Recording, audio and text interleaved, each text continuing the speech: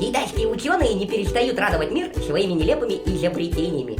Уже всякими устройствами там для накручивания козюлек в носу, нас уже не удивишь.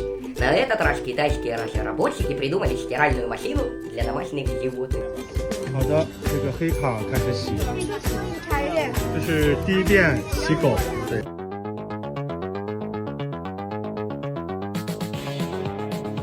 Вот такой вот груминг по-китайски. Боюсь, после таких процедур, животному положен 3-недельный курс психотерапии.